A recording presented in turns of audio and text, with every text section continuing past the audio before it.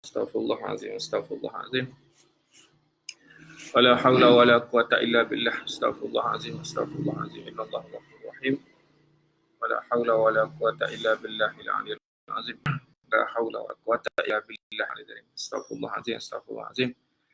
Allahumma salli ala sayyidina Muhammad. Allahumma salli ala sayyidina Muhammad. Allahumma salli ala sayyidina Muhammad. Allahumma salli ala sayyidina Muhammad. Allahumma salli ala sayyidina Muhammad. Allahumma salli ala sayyidina Muhammad wa ala alihi wa sahbihi wa baraka wasallam.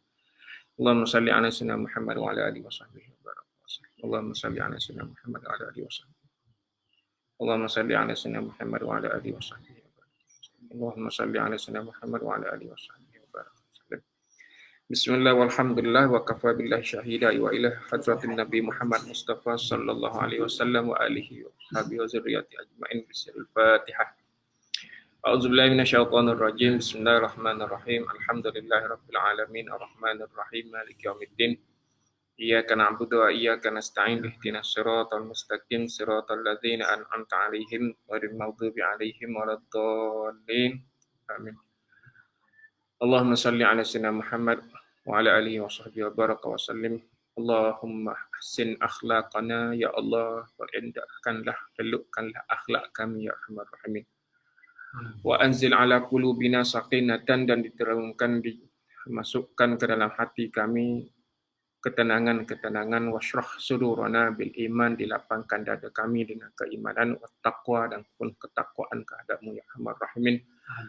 Wasahih ajsadana, disihatkanlah tubuh badan kami ya Arhamar Rahimin. Warzuqna fahma wal ilma, dan direzekikan kepada kami kefahaman, ilmu, pengetahuan, birahmatika ya Arhamar Rahimin. Alhamdulillah, wahai Allah Tuhan Maha Pengasih dan Penyayang, maka terimalah apa permintaan kami, birahmatika ya Arhamar Rahimin. Alhamdulillah.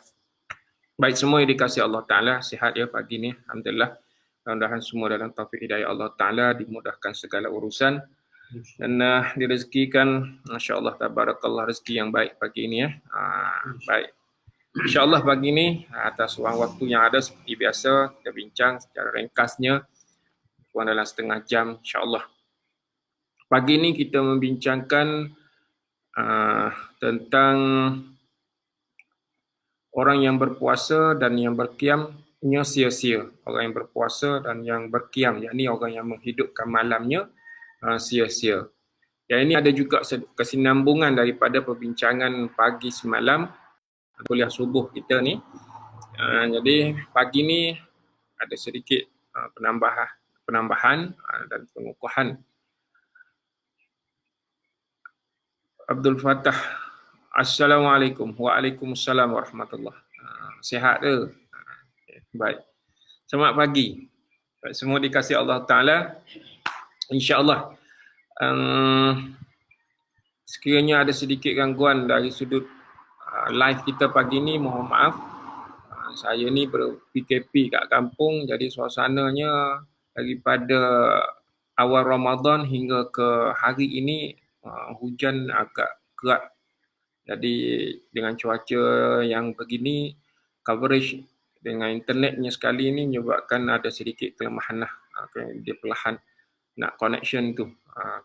Dan sekiranya tiba-tiba terputus, saya minta maaf sangat-sangatnya. InsyaAllah. Tabarakallah. Kita mulakan pagi ni insyaAllah berbincangkan daripada sabdaan Rasulullah Muhammad sallallahu alaihi wasallam pada Abu Hurairah radhiyallahu anhu. Bersabda Rasulullah sallallahu alaihi wasallam, Rabbus Shaim. Okey, Rabbus Shaim laisa lahu min siyamihi illa al-ju' wa Rabbul Qaim laisa lahu min qiyamihi illa asy-syahr. Atau kama qala Rasulullah Muhammad sallallahu alaihi wasallam, hadis riwayat Ibnu Majah. Baik. Boleh jadi orang yang berpuasa itu tidak mendapat apa-apa daripada puasanya melainkan lapar. Rabbas shaim laisa lahu min siyamihi illal ju'. Dan wa rabb qaim, dan boleh jadi laisa lahu, orang-orang yang berqiyam itu, laisa lahu min qiyamihi illa syahru, tidak beroleh apa-apa daripada qiyamnya, yakni orang yang mendirikan malamnya, melainkan hanya berjaga malam semata-mata. Yang ini menjadi atas dirinya bulan yang penuh keberkatan ini, yang mana hadirin semua kena maklum, kena cakna bahawa dalam bulan ini Allah sedang mentarbiah kita untuk menjadi hamba-Nya yang boleh mengikuti seluruh daripada perjalanan Ramadan ini dalam kehendak Allah Ta'ala, bukan kehendak kita. Kalau ikut kehendak kita ni, Masya Allah, tabarakallah, apa yang kita nak sebenarnya? Kalau ikut kehendak kita. Kalau dalam pertemuan yang lalu, saya pernah tanya, sekiranya nafsu ini dibiarkan membuat keputusan sendiri, apa yang dia akan buat? Sekarang, sekiranya dibiarkan kehendak kita dalam bulan ini, apa yang kita nak buat sebenarnya? Biarkan kita sendiri buat keputusan. Mungkin kita nak tidur sepanjang hari. Mungkin kita nak buat apa? Buat benda yang sia-sia. Mungkin kalau malam kita nak makan sepuas-puasnya. Allah Ta'ala alam. Namun, hadirin semua yang dikasihi Allah Ta'ala, lihat bagaimana Allah mentarbiah kita. Daripada bermulanya kita bersahur tadi, kemudian nak menjelang waktu berbuka, apa yang kita buat? Kalau ikutkan malam kita, singkat tak? Malam kita jadi singkat sebenarnya. Singkat bagaimana? Singkatnya, kita sejak daripada berbuka dengan solat fardu maghrib, solat fardu isyak, kita buat tarawih, pukul berapa siap? Pukul 10.30, pukul 11 contoh. Kita masih lagi setengah daripada setengah. Berjaga lagi dengan membaca Al-Quran dan buat perkara-perkara yang berfaedah, banyak perkara yang dibuat. Sehinggalah contoh sampai pukul 12. Kemudian tidur. Pukul 2 bangun, pukul 3 bangun, contoh. Masa mana jadi nak rehat sebenarnya? Berapa jam sebenarnya? Sejam? 2 jam? Kemudian menjelang pula sahur.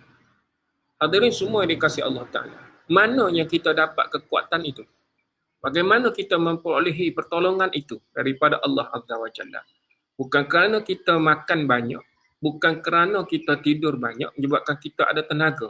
Tidak. Semua ini semua daripada pertolongan Allah Azza wa Jalla, membantu kita, mentarbiah kita untuk memaksimumkan sedaya mungkin memenuhi seluruh daripada keperluan Ramadan itu dengan kehendak Allah Ta'ala, bukan dengan kehendak kita. Maka semua yang dikasihi Allah Ta'ala, lihatlah bagaimana Rasulullah Muhammad sallallahu alaihi wasallam bagi tahu kepada kita, Rabbas Sa'im laisa lahu min siyami illa ju'i. Maka boleh jadi orang yang berpuasa tu tidak mendapat apa-apa daripada puasa, melainkan lapar. Boleh jadi. Kita guna apa kataan boleh jadi ni? Mungkin. Mungkin kita pakai kataan mungkin. Mungkin orang tu, boleh jadi orang itu tak ada apa-apa. Nampak puasa ke dia? Nampak macam puasa tapi lapar semata-mata. Boleh jadi dia itu Rabbaka qa'im laisa lahu min qiyamihi illa syahr. Dia bangun malam, dia menghidupkan malam dia itu. Tiada ada apa pada dianya, melainkan hanya berjaga malam semata-mata. Kenapa? Baik. Kenapa dia menjadikan puasanya itu jadi sia-sia? Hanya lapar semata-mata. Iaitu, ini kita dah bincang semalam. Yang ni kita dah bincang semalam. Saya dah bagi tahu. Hadirin nak mendengar maklumat lanjut, penerangan secara jelas kenaan hadis yang saya bacakan ini, yang ni ada dalam kuliah subuh semalam. Cuma saya baca sepintas lalu, iaitu sabda Rasulullah sallallahu alaihi wasallam, man lam yada' qaula az-zuri wal 'amala bihi falaysa lillahi hajatun an yada'a ta'amahu wa syarabahu. Sesiapa tidak meninggalkan perkataan keji atau dusta atau berbohong serta mengamalkan perbuatan dia itu yang menjadikan dia pakaian pada dia, yakni berbohong itu jadi pakaian dirinya, maka Allah tidak berhajat orang itu meninggalkan makan dan minumnya. Allah tidak berhajat orang itu meninggalkan makan dan minumnya. Dengan kata lain, Allah tak terima pun dia punya puasa dia dengan sebab dia beramal dengan perbuatan keji atau dusta atau berbohong. Baik, penerangan ini kuliah subuh semalam. Saya nak tambah yang lain pula. Yang kedua, tidak meninggalkan perkataan yang melalaikan dan lucah yang berdasarkan sebuah hadis yang diriwayatkan oleh Rasulullah Muhammad, diriwayatkan oleh Abu Hurairah, bersabda Rasulullah sallallahu alaihi wasallam, "Laisa as-siyamu minal akli wasyarabi." Bukanlah puasa bukanlah hanya menahan diri dari makan dan minum sahaja. Okey, laisa as-siyamu minal akli wasyarabi. Puasa bukan hanya menahan diri dari makan dan minum sahaja. Innamas siyamu, sesungguhnya puasa itu minal lagwi, yakni menahan diri, warrafathi, menahan diri daripada perkataan yang melalaikan dan yang lucah, yang teruk, perkataan yang keji. Okay. Baik. Kan puasa ni kan imsak, menahan diri. Okay. Menahan. Jadi kerana itulah semua yang dikasihi Allah Ta'ala bukan hanya semata-mata menahan lapar dan dahaga sahaja. Yang ni dalam pertuan subuh yang sebelum ini saya menjelaskan tentang tingkatan puasa setiap daripada kita semua. Kita ada darajah dia ada kategori-kategori. Daripada ketiga kategori utama, sama ada berpuasa secara umum, berpuasa dengan panca indera dia semua sekali dengan pertolongan Allah Ta'ala, dan seluruh yang ketiga dia berpuasa dengan secara khusus bil khusus, umum khusus bil khusus, yakni puasa seluruh rasa pada hatinya, rasa bertuhan dia selama mengerjakan dan mendirikan, menegakkan, menyantuni Ramadan yang di dalamnya ada bulan, adanya puasa. Semua yang dikasihi Allah Ta'ala. Maka keadaan sekarang ini kena maklum dan jelas, puasa tidak hanya menahan diri daripada makan dan minum, tapi kena jaga, iaitu menahan juga daripada perkataan kita, daripada perkataan yang melalaikan atau perkataan yang keji, perkataan yang lucah. Bagaimana perkataan yang melalaikan? Hadirin, Masya Allah, tabarakallah, kita kadang-kadang jumpa dengan setengah daripada setengah manusia ini, dia tabarakallah, bila bersembang, bila bercakap ni tabarakallah, macam dialah segala-galanya. Dan kadang tu tak ada hujung pangkal pun, tak tahu apa-apa pun dia disembang, tak ada apa-apa pun yang kita boleh ambil daripada perkataan dia tu. Tak tahu apa-apa, kejap isu tu, kejap isu ni, patu kutuk orang, patu kata kat orang, macam-macam. Sia-sialah hadirin. Waktu diselangi setiap daripada perkataan dia itu dengan perkataan-perkataan yang lucah, dengan perkataan yang keji, dengan sebut macam-macam lah. Tabarakallah. Inilah satu daripada perkara yang sia-sia, yang mana dalam bulan-bulan yang lain perangai ni menjadi perangai ni menjadi pakaian juga untuk dirinya. Maka ambillah ruang dan peluang dalam bulan ini, tahanlah diri dari melakukan perbuatan yang sia-sia dari sudut perkataan itu melalaikan dan mengandungi unsur-unsur yang lucah ataupun keji. Tahanlah diri. Tahan. Kena usaha sungguh. Latihlah, sebab ini kan tarbiyah. Kita melalui fasa ini, Ramadan ini, dengan mengharapkan pertolongan daripada Allah Ta'ala agar seluruh daripada Ramadan ini kita laksanakan dengan sebaik mungkin. Baik, semua yang dikasihi Allah Ta'ala. Itu antara contoh atau kataan yang kita kena faham dan jelas. Semalam saya dah bincangkan, hari ini tambah lagi berkenaan dengan perbuatan puasa itu menjadi sia-sia kan. Maka qiyam juga, sebab menjadi kepada qiyam itu, yakni malam itu yang kita hidupkan, bangun malam dah, kita hidupkan dah malam Ramadan ini. Namun falaisa lahu min qiyamihi illa asy-syahr, melainkan hanya berjaga malam semata-mata. Baik.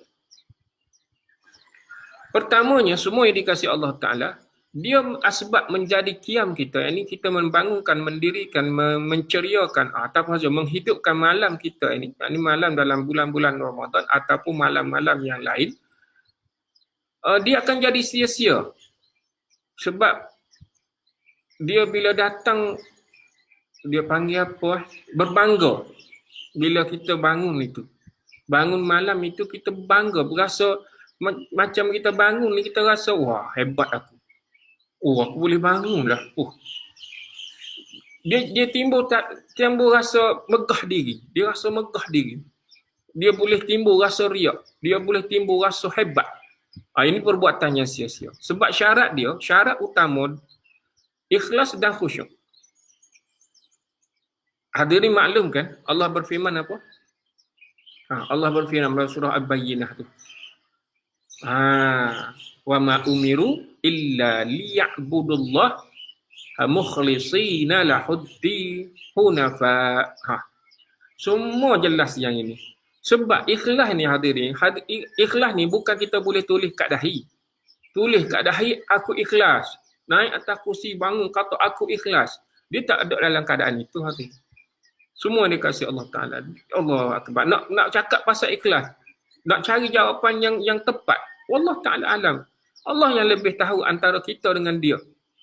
Hidup kita kun ma'allah ini. Hidup dengan Allah Ta'ala ni. Wa huwa ma'akum aynama kuntum. Yang kita berasa Allah Ta'ala berada di mana sahaja ini. Dalam seluruh kehidupan kita.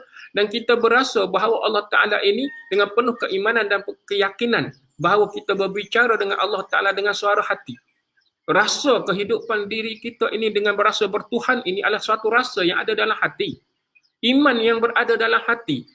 Mari satu perkataan yang kita kata anta'budallah ka'annaka tarahu. Mari rasa pada hati itu. Rasa dengan penuh rasa jiwa keseluruhan ini beribadah aku ini anta'budallah ka'annaka tarahu, seolah-olah Allah aku ini melihat kepada Allah Ta'ala. Fa illam yakun tarahu innahu yaraka. Namun bila mana kita meyakini bahawa kelemahan diri kita ini, kulikal insana dha'ifa, keseluruhan daripada kehidupan manusia dicabikan dengan keadaan kita ini ada kelemahan-kelemahan. Maka kita meyakini bahawa dengan meyakini apa? Bahawa Allah melihat diri kita. Bila Allah melihat diri kita, inilah nilai ihsan yang tinggi. Bila ihsan kita tinggi, ikhlas itu akan mengiringi. Ikhlas itu dia mengiringi terus. Menyebabkan seluruh daripada perbuatan yang kita lakukan, bila cenderung kepada sia-sia, kita berhenti awal. Kita diilhamkan petunjuk agar tidak melakukan perbuatan itu. Kita terus tinggalkan. Sebab tu nak cerita pasal ikhlas ni, ada ni nak cakap macam mana? Cakaplah saya bagi ni ikhlas. Tak, ini tentang suara hati kita. Lidah boleh berkata, hati tidak mengiyakan, sia-sia.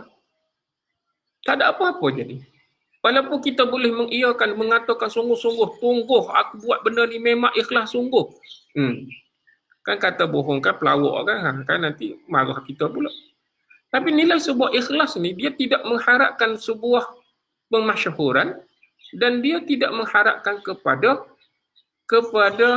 pengisytiharan. Bagi tahu ke orang, tak. Bila dia buat diri dia. Namun jangan menghukum terus kepada orang yang sedang berbuat itu. Kita pula yang kata dia orang itu riak. Tak boleh. Soal dia yang dia buat, dia tidak isytiharkan. Soal ikhlas ni, dia tidak mari pada orang itu sendiri yang berkata, saya buat ni saya ikhlas. Dia tak mari gitu. Ikhlas dia tidak mari pada tuan badan yang mengisytiharkan. Namun, dia dilihat oleh orang. Dan dia tahu apa yang dia buat. Soal hati ini ada suatu rasa yang cukup hebat, yang sangat halus pengurusan dia, dan dia adalah satu daripada bicara kita dengan Allah Ta'ala. Di situnya datang sebuah kekhusyukan. Kita khusyuk ni kita buat dengan penuh ketenangan. Khusyuk ni kita buat dengan kegembiraan. Khusyuk ni kita buat dengan penuh ketakwaan. Orang akan hukum dari sudut pandang manusia, dia akan kata macam-macam. Namun nilai diri kita dengan Allah Ta'ala itu adalah yang lebih utama. Kalau nak kira labelkan, manusia nak melabelkan kita, Allahumma salli ala sayyidina Muhammad. Saya tak ingat dah. Adalah satu kataan. Jangan kamu menceritakan menceritakan soal orang. Jangan kamu menceritakan soal orang. Bila menceritakan soal orang, apa menyebabkan berlaku? Apa yang berlaku pada kita? Kita tidak pernah berpuas hati dengan manusia ni. Menceritakan soal orang, kita akan cari keburukan lah. Usah berbicara tentang orang. Sebab urusan asal kita adalah untuk berbicara tentang urusan kita dengan Allah Ta'ala. Tugas kita paling utama mengumpul amal soleh ini untuk diri kita, amal kita. Kita dulu, kemudian kita selesaikan urusan kita dengan orang. Semua maklum kan, hablum minallah, hablum minan nas ni, semua maklum. Cuma penghayatan, pemahamannya itu berbeza.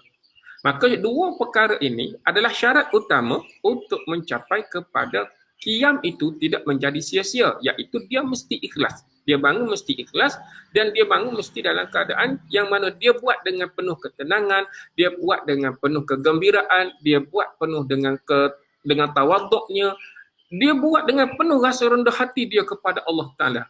Seboleh-bolehnya dia, Masya Allah, tabarakallah. Macam mana orang qiyam ni sampai satu keadaan dia betul-betul menyembunyikan perbuatan dia ni. Dia bangun dalam rumah dia sendiri sampai tidak disedari oleh kaum keluarganya. Dia bangun senyap-senyap. Kalau boleh dia tak nak keluarkan satu bunyi. Lampu kalau boleh tak nyalakan. Nak masuk bilik air bergelap pun tak mengapa. Sebab apa? Sebab dia nak bangun biar dia sahaja dengan Allah Ta'ala. Dia nak bersunyi-sunyian dia dengan Allah Ta'ala semata-mata. Bimbang kalau dia di kalangan ahli keluarga itu sedar dengan perbuatan dia tu, dia risau. Takut apa? Takut nanti ahli keluarga pula yang berkata, kerak bangun malam ni ke ada apa ke apa semua. Takut dia pula dengan ahli keluarga sendiri pun dia risau. Dia risau. Ini waktu dia berdua-duaan dengan Allah Ta'ala. Kemudian barulah dia bangunkan ahli keluarga dia. Maksudnya dia ada waktu khas untuk dia berbicara dengan Allah Ta'ala. Nilai sebuah keikhlasan dengan kekhusyukan ini, hadirin kena jelas, ikhlas ini satu perkara yang memang seni. Memang dia amat halus. Dan yang paling utama, dia buat dengan penuh kegembiraan, keseronokan. Masya Allah, tabarakallah. Suatu hari, saya diadukan, kena sebut macam ni. Adalah seorang ni, dia mengadu, salah guna bahasa pula. Dari sudut perawatan lah. Alhamdulillah adalah sedikit kemahiran yang mana sewaktu belajar dengan almarhum Tuan Guru Harundin daripada Darul Syifa kan. Dari sudut perawatan ni, seorang kakak ni dia mengadu, dia kata penyakit dia tak sembuh sebab dia kena sis ke dia panggil apa yang macam ketumbuhan dalam rahim tu. Agak besar lah dia kata. Makan masa yang agak lama tak sembuh. Dalam bicara itu, dia bicara dengan keadaan yang menunjukkan tak puas hati ada, dia menunjukkan kecewa ada. Dalam bercakap tu, dalam dia mengadu ni, dia berkata, Ustaz, saya hampir tiap-tiap malam bangun qiyam. Hampir tiap-tiap malam qiyamul lail. Ada cerita. Dia kata, saya ni hampir tiap-tiap malam bangun qiyamul lail. Jadi kita meletakkan satu keadaan yang mana baguslah dia. Saya kata baguslah. Alhamdulillah, bagus. Tujuan apa? Kita tanya balik. Apa tujuan dengan bangun qiyam tiap-tiap malam ni? Dia pun kata, sewaktu saya dapat tahu yang saya ni ada sis ni, ada ketumbuhan dalam rahim, saya dengar orang kata, orang bicara, sekiranya kita ni rajin bangun qiyamul lail, penyakit itu boleh sembuh. Dia dengar perkataan orang. Dia kata, sekiranya kamu rajin bangun qiyamul lail, maka penyakit kamu boleh sembuh. Dia kata, saya hampir tiap-tiap malam bangun qiyamul lail ni, sampai Masya Allah, tabarakallah, sampai Allahu Akbar. Sampai masa dia mengadu tu, penyakit dia masih belum sembuh. Jadi, dia berkata, kenapa sakit saya tak sembuh-sembuh? Itu timbul soalan. Timbullah satu persoalan. Saya pun tanya tadi kenapa dengan qiyamul lail pun dah orang kata tadi dia kata sebab orang kata dengan bangun qiyamul lail ni penyakit boleh sembuh.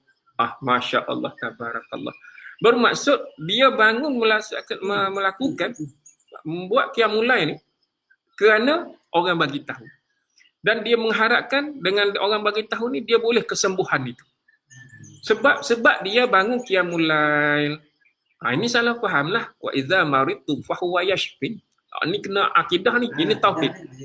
Ini tauhid. Tauhid apa dia? Apabila kita sakit, yang sembuhkan Allah Ta'ala, bukan kerana qiyam itu.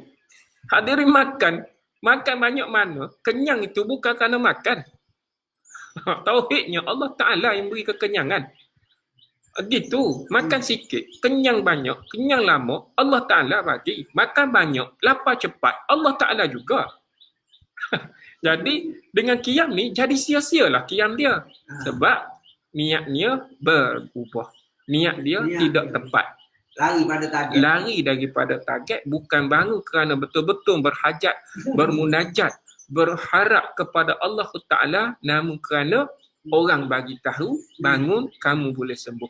Bermaksud dia bangun dengan keadaan terpaksa, dia bangun dan mengerjakan qiyamul lail itu dengan menghidupkan malam itu dengan ngaji Quran ke atau dengan solat tahajud ke, dalam keadaan sia-sia lah. Dengan keadaan apa? Kepenatan mungkin. Mungkin waktu sujud tu tertidur. Mungkin masa ngaji Quran pun hanya boleh dalam 3 ayat, lepas tu tidur balik, lepas tu sedap, Masya Allah, tabarakallah. Maksudnya penyakitnya tidak capai kepada kesembuhan itu kerana Allah melihat dia menghidupkan malam bukan kerana Allah, namun dia buat kerana saranan manusia. Sebab itulah ikhlas dan khusyuk ni 2 syarat utama dalam menghidupkan qiyam. Malam kita ni, dia kena ada 2 tu. Terpaksa akan menyebabkan kita derita. Terpaksa derita kita. Sebab bangun malam ni hadirin, dia ada kekuatan tertentu. Bukan mari rasa-rasa kita kuat. Oh, gagah aku. Oh, hebat. Boleh bangun. Tak. Tak ada. Dia kekuatan ini semua daripada pertolongan Allah Azza wa Jalla. Kerana itulah dalam melaksanakan dan menghidupkan suasana malam ini dengan penuh pengibadatan kita kepada Allah Ta'ala, Masya Allah, tabarakallah, serahlah diri kita sebenarnya kepada Allah Ta'ala. Dengan bangun kita terus puji pada Allah Ta'ala dan laksanakan dan buatlah yang syarat paling utama biar berkualiti, iaitu bangun kita terus membersihkan diri.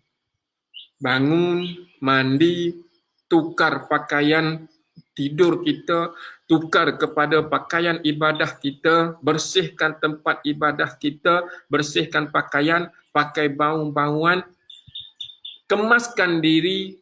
Itu syarat-syarat dia. Tabarakallah. Saya pernah lihat seseorang, tak apa, di kalangan ahli keluarga. Itu pun dengan secara tidak sengaja. Cakap macam mana? Dia masa tu dalam keadaan yang betul-betul mengharapkan pertolongan daripada Allah Ta'ala. Ahli keluarga sendiri.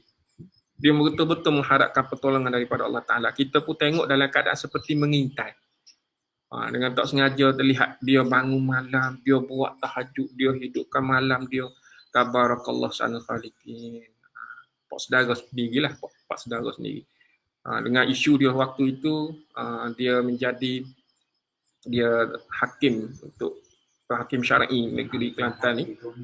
Dia ada kena buat keputusan yang besar masa tu. Dia kena buat keputusan yang besar. Nak keadilan. Nak mendapat keputusan yang tepat dengan pertolongan Allah Ta'ala. Kita lihat dia menghidupkan malam dia tu dan pengharapan dia tu, Masya Allah, tabarakallah. Jadi motivasilah untuk diri. Tabarakallah. Baik, semua yang dikasihi Allah Ta'ala.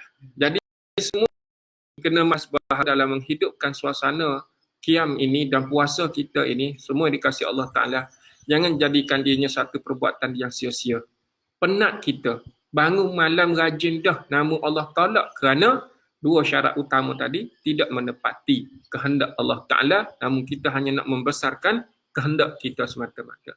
Namun bila laksanakan qiyam ini, maka biasanya kita akan bermula daripada niat daripada awal lagi mohon kepada Allah. Kita tidur pun tidur dalam keadaan kita dah bersihkan diri. Maksudnya sebelum tidur ni kita dah pun berwuduk. Tempat tidur kita pun kita bersihkan. Pakaian tidur kita pun dalam keadaan yang baik. Bukan pakaian kerja, bukan pakaian yang main, bukan pakaian yang kotor. Tidak. Nak jaga dari sudut adab. Untuk membangunkan malam. Bila bangun seperti yang dimaklumkan tadi. Oh, dia banyak syarat. Dia bukan hanya kata, bangunlah malam nanti kamu gini-gini. Tak. Tidak. Dia ada nilai yang lain. Baik, semua yang dikasihi Allah Ta'ala. Karena itulah Allah berfirman, a'udzubillahi minasyaitonirrajim, innal munafiqina yukhadi'una Allah wa huwa khadi'uhum wa iza qamu ila shalah qamu kusala yura'una an-nas wa la yazkuruna Allah illa qalila. Sadaqallahu azim. Surah An-Nisa ayat 142. Allah nak bagi tahu ni jawapan kenapa berlakunya sia-sia perbuatan seseorang itu dalam dia menghidupkan malamnya. Iaitu sesungguhnya orang-orang munafik itu melakukan tipu daya terhadap agama Allah dengan perbuatan berpura-pura beriman sedang mereka kafir dan pada batinnya. Dan Allah pula telah membalas tipu daya mereka dengan mereka itu terus dalam keadaan munafik. Maka mereka ini pula apabila mendirikan solat, wa idza qamu ila shalah qamu kusala, mereka bangun mendirikan solat dalam keadaan malas. Terpaksa malah. Orang buat dalam keadaan malas macam mana? Allahu akbar. Mereka hanya bertujuan yura'unan nas, hanya bertujuan riak, yakni memperlihatkan solat itu kepada manusia supaya disangka bahawa mereka itu orang beriman, wala yazkurunallaha illa qalila, dan mereka pula tidak mengingati kepada Allah dalam perbuatan solat itu melainkan sedikit sekali. Masya Allah. Rupa-rupanya kalau kita buat ni perbuatan solat ni, dia boleh dengan solat tu sendiri dia boleh jadi riak. Dia boleh timbul. Kabarakallah. Kita tak tahu macam mana yang boleh berlaku kan. Namun Allah Ta'ala bagi tahu ada bila mana manusia ini dia mendirikan solat itu dalam keadaan yang malas, dalam keadaan terpaksa, dia akan timbul satu rasa yakni riak. Boleh buat nampak macam beriman. Oh, rupanya tabarakallah dalam jiwa dia itu penuh kepura-puraan, penuh dengan rasa berontak, rasa marah, dan Allah Ta'ala a'lam. Maka semua yang dikasih Allah Ta'ala dalam dua perkara ini, peringatan kepada saya dan semua sekali yang dikasih Allah Ta'ala, bahawa jadikan puasa kita di bulan yang penuh keberkatan ini manfaatnya semaksimum mungkin. Ambil seluruh daripada pemberian Allah saat hari ini, daripada awal Ramadan sampailah ke hari ini, ambillah, maksimumkanlah sedaya mungkin dan elakkan diri dari melakukan perbuatan yang sia-sia. Semalam kita bincangkan antaranya adalah dia berbohong. Berbohong Allah kandingkan, Allah samakan seperti kotoran berhala. Sia-sia. Hari ini bila orang itu dari sudut perkataannya melalaikan dan dia dalam keadaan yang menutur perkataan yang unsur kepada keji dan lucah, maka perbuatan puasa ini juga menyebabkan dia sia-sia. Baik. Ambil maklum satu perkataan, definisi tentang lalai ini, iaitu kita berbuat sesuatu dalam keadaan sedar. Kita buat sesuatu itu dalam keadaan sedar. Ia akan jadi lalai. Hukum dia, hukum ni lah yang jatuh hukum berdosa. Sebab kita buat mengingkari suatu perintah dalam keadaan kita sedar. Itu lalai lah. Contoh kalau kita bercakap, kita tahu dalam cakapan kita ni memang sia-sia. Kita sedar pun yang kita sebut tu. Kita tahu yang kita sebut tu memang sia-sia. Memang tak ada apa-apa. Saja buat-buat cerita. Itulah jatuh hukum. Jatuh hukum sebab kita sedar. Terlupa lain. Terlupa hadirin sekarang ni lepas-lepas ni kita buat kuliah ni kan. pengisian ini. Tiba-tiba hadirin saat lagi pergi masuk bilik, masuk ke dapur, memang terlupa pergi minum air. Tak ingat boleh puasa. Tak ingat ke Ramadan sebab ialah mengisi waktu-waktu ini dengan pengisian yang bermanfaat. Tiba pergi minum air sekejap lagi. Minum dengan keadaan memang lupa ini bukan kehendak kita. Tak terlupa pun. Allah maafkan. Kena ingat dalam keadaan sedar berdosa kita.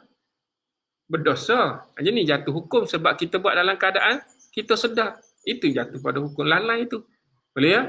Kena jelas yang ini. Hadirin maklum semua. Mungkin ini satu peringatan. Jadi semua yang dikasihi Allah Ta'ala nak bagi tahu dua perkara tadi, iaitu puasa kita akan jadi sia-sia dan juga qiyam kita juga akan menjadi sia-sia. Boleh jadi hanya kadar menahan lapar dan dahaga, boleh jadi hanya berjaga malam semata-mata, dengan yang mana puasa sekiranya tidak meninggalkan perbuatan keji seperti berbohong, seperti berkata dalam keadaan yang sia-sia dan mengucap kataan yang keji dan lucah, dan malam kita, qiyam kita juga menjadi sia-sia sekiranya kita bangun kerana kita berbangga pada diri, berasa pancarasa hebat dan pelbagai, tidak menekapi kepada syarat qiyam itu, iaitu ikhlas dan khusyuk.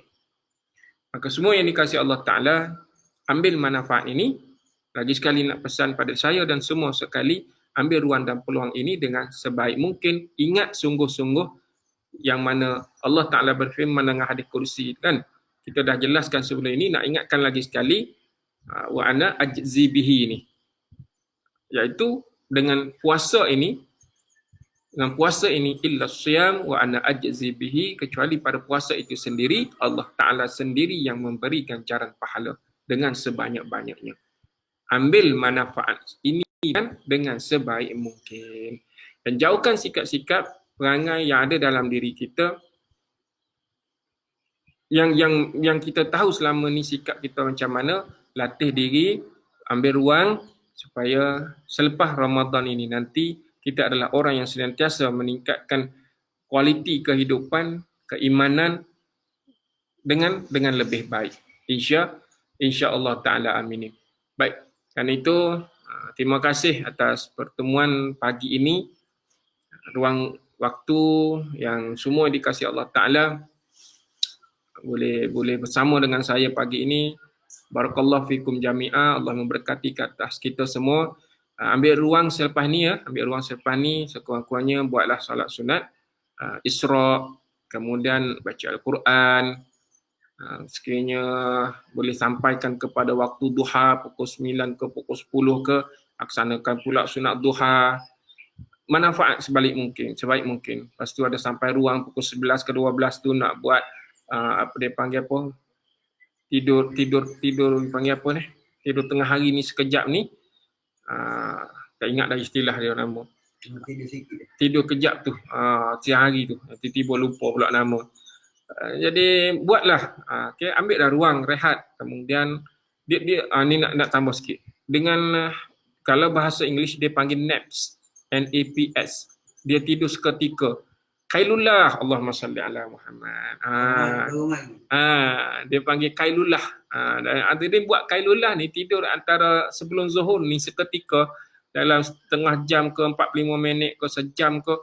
Tidur dalam keadaan yang mana tidur ini dia menjadi sumber keupayaan sebab untuk bangun malam ini dengan gagah, dengan sihat, yang mana kita boleh Allah rezekikan keupayaan kita untuk berada dalam nilai qiyam ini. Sekiranya kita bangun pukul 2 hingga nak menjelam kepada sahur pukul 4 atau pukul 5 tu, kita ada keupayaan itu. Kailullah. Terima kasih sahabat kita bagi tahu kailullah. Itulah. Boleh buat yang itu insya-Allah. Tapi kalau dah pas subuh tadi dah tidur, sekarang tak bangun-bangun lagi, takkan nak kailullah lagi kot. Janganlah macam tu. Allahu akbar. Baik. Terima kasih semua. Terima kasih semua atas waktu yang ada. Barakallahu fikum jami'ah. Allah memberkati ke atas kita semua. Wa ashrah sudurana bil iman. Allah lapangkanlah dada kami ya Allah dengan keimanan-keimanan. Wa anzil ala qulubina sakinatan, Allah turunkan ke dalam hati kita ketenangan-ketenangan.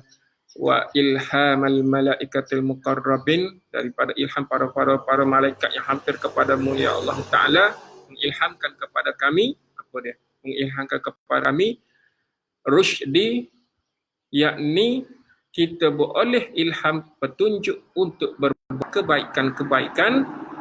Wa'izna, dan kita terlindung min syarrin nafsi, kejahatan yang kita lakukan dari diri kita sendiri. Baik, semua dikasihi Allah Ta'ala. Sehingga jumpa lagi. Mohon maaf daripada saya. Barakallahu fikum. Assalamualaikum warahmatullahi wabarakatuh.